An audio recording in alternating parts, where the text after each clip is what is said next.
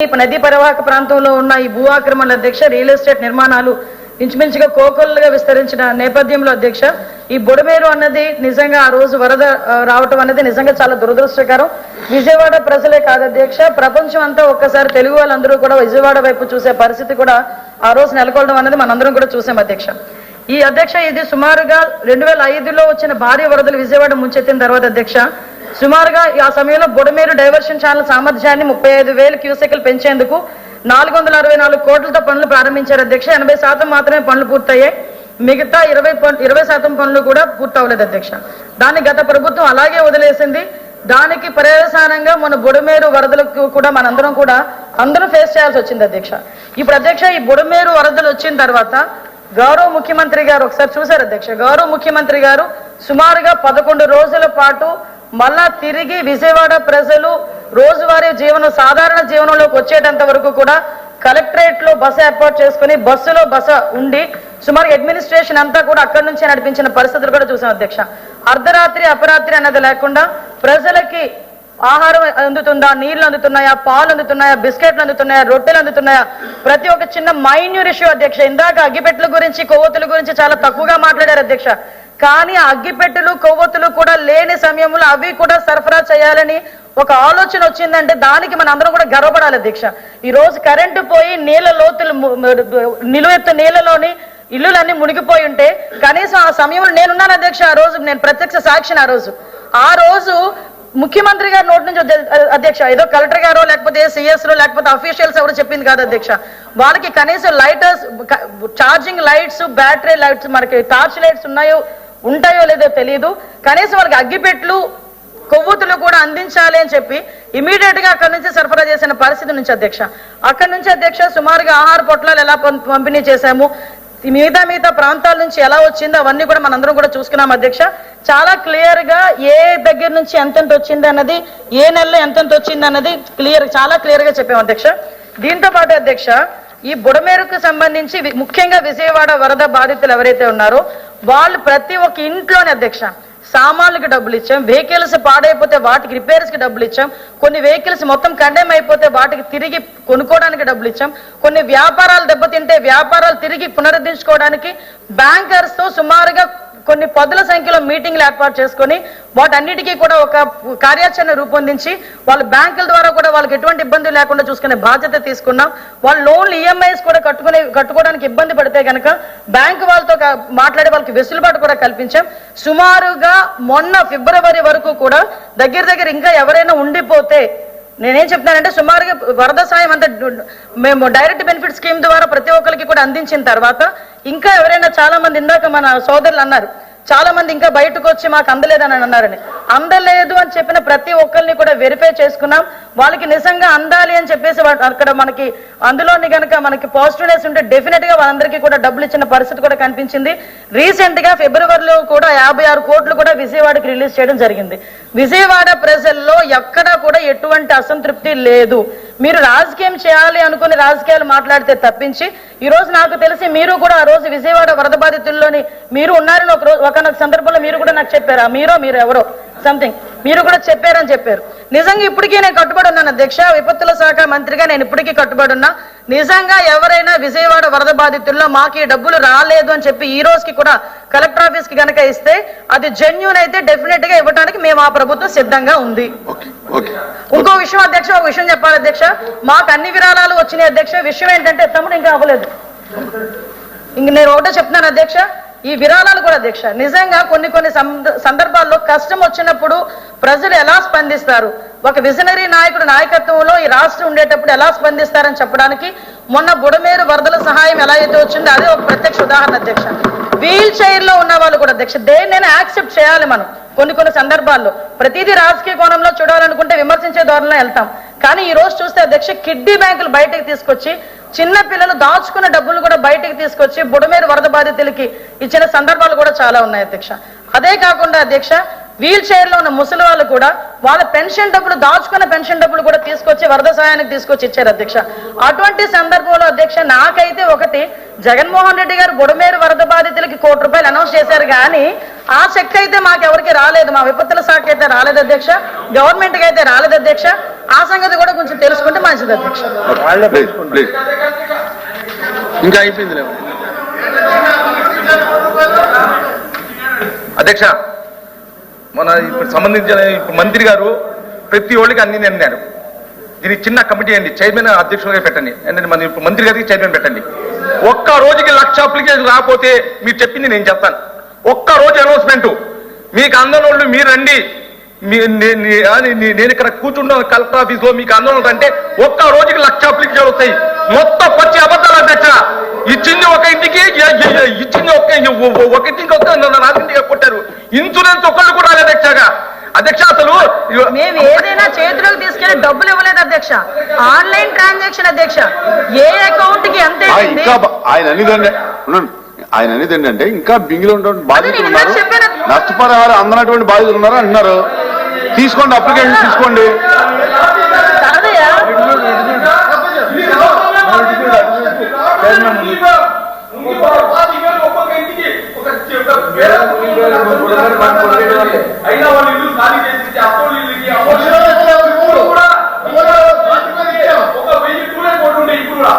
అధ్యక్ష విషయం ఏంటంటే కాదు అధ్యక్ష, నేను కూర్చోండి.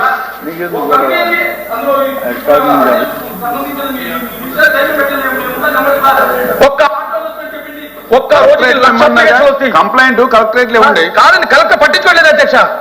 పట్టించో సచివాలయంలో ఫలానా వ్యక్తికి అధ్యక్ష ఇంకో మాట అధ్యక్ష. అదే మంత్రి గారు ఐఎన్పిఆర్ మంత్రి అధ్యక్ష చాలా అన్యాయంగా మాట్లాడారు అధ్యక్ష. ఇప్పుడు 1,00,000 అప్లికేషన్ రాకపోతే ఏ చర్య తీసుకున్నా నేను సత్యం కదా.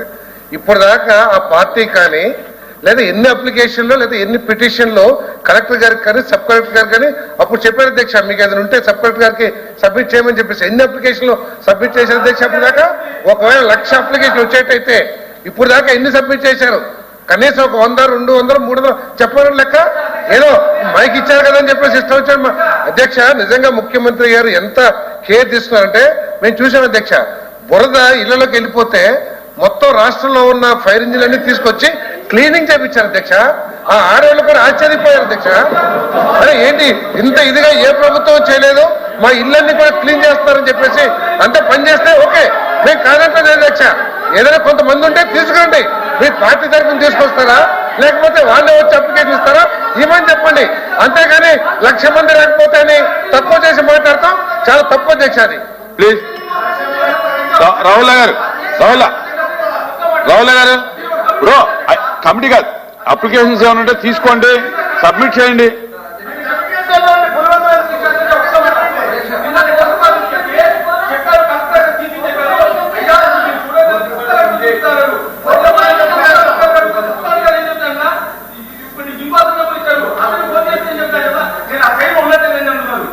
బ్రో వినండి, అటువంటి కంప్లైంట్స్ ఏమైనా ఉంటే కలెక్టర్ గారు తీసుకోకపోతే మినిస్టర్ గారికి ఇవ్వండి. కాదధ్యక్ష, ప్రతిదీ కూడా సత్యదూరాలు మాట్లాడి వాళ్ళ సాక్షి పత్రిక ఎలా ఉందో ఇక్కడ సభ్యులు కూడా అలాగే అటువంటి బెనిఫిషరీస్ ఎవరన్నా ఉంటే గనక కలెక్టరేట్ లో ఇవ్వండి. తీసుకోకపోతే కాపీ తీసుకొని మినిస్టర్ గారికి ఇవ్వండి. ప్లీజ్ సార్, ఇంత దారుణంగా ఒక పెద్దల సభలో కూర్చొని అధ్యక్ష, ఒక పెద్దల సభలో కూర్చొని ఇంత సత్యదూరపు మాటలు మాట్లాడడం అనేది నిజంగా వాళ్ళ తాలూకా విజ్ఞతకు వదిలేయాలి అధ్యక్ష. ఎందుకంటే ప్రతి ఒక్క బెనిఫిషరీకి కూడా బెనిఫిట్ డైరెక్ట్ గా ఆన్లైన్ లో వెళ్ళింది అధ్యక్ష. ఏ ఇంటికి ఎంత డబ్బులు వెళ్ళినాయో చెప్పమంటే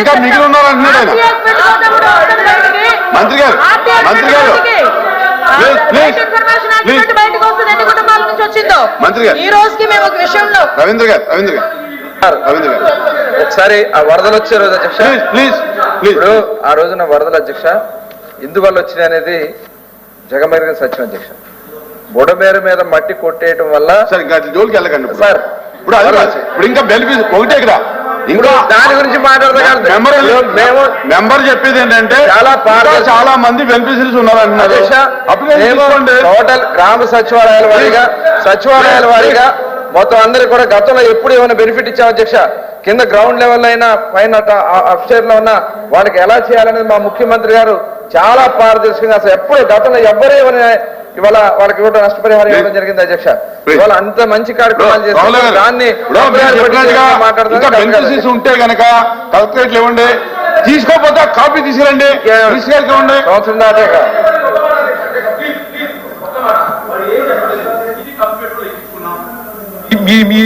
ఇప్పుడు మీరు ఇక్కడి నుంచి వెళ్ళిపోండి, మీ అకౌంట్లో డబ్బులు పడతాయి. తప్ప లేదు అధ్యక్ష. సభలో మంత్రి గారు చెప్తున్నారు ఆఖరికి ఒక్క మెంబర్ ఉన్నా కూడా ఇస్తామన్నారు. మీరు లిస్ట్ పెట్టండి. కమిటీలు ఏముండవు, కూర్చో కూర్చో. కమిటీ ₹1 చేద్దామా తమ్ముడు? ₹1 జగన్ ₹1 చేద్దామా కమిటీ? చెప్పు ఒకసారి. జగన్మోహన్ రెడ్డి ఇస్తే ₹1 ఉందా? రోజు ఒకటే చెప్తాను అధ్యక్ష, సమాధానం చెప్పాలి. కూర్చోమని అధ్యక్ష, కూర్చోమనండి. కూర్చోండి. ఎక్కడ రోడ్డు మీద అరిచినట్టు మాట్లాడితే అవ్వదు.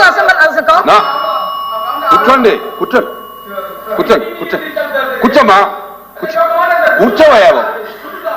అరే కూర్చోవయ్యా. ఎల్ఓపి గారు అమ్మ ఒక్క నిమిషం ఒక్క నిమిషం.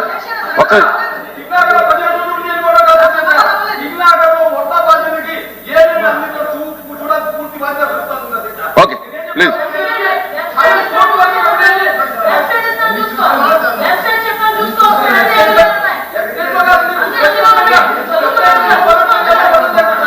కూర్చోమ్మా కూర్చోండి. రావులా కూర్చోండి. రావుల ఏం చెప్తా ఎంత బెనిఫిట్ వెళ్ళింది అంతా కూడా ఆన్లైనే. వీళ్ళు రైట్ టు ఇన్ఫర్మేషన్ యాక్ట్ ప్రకారం తెచ్చుకున్నా కూడా వాళ్ళ దగ్గర ఉంటుంది. అధ్యక్ష నేను మాట్లాడతాను అధ్యక్ష. వాళ్ళు ఇంకా ఎవరికో ఉండిపోయింది, బెనిఫిషియరీ ఇవ్వాల్సి ఉండిపోయింది అన్నారు. నేను మొదట సమాధానం చెప్పినప్పుడు చెప్పాను కదా అధ్యక్ష. ఇప్పటికీ మేము చిత్తశుద్ధితో ఉన్నాం. నిజంగా జెన్యూన్ గా ఎవరికైనా రాలేదు అనుకుంటే గనక మాకు చెప్తే మేము డెఫినెట్ గా ఇవ్వడానికి మేము సిద్ధంగా ఉన్నామని చెప్తున్నప్పుడు ఇంత రాద్ధాంతం ఎందుకు అధ్యక్ష? కమిటీ దేనికి అధ్యక్ష? కమిటీ దేనికి?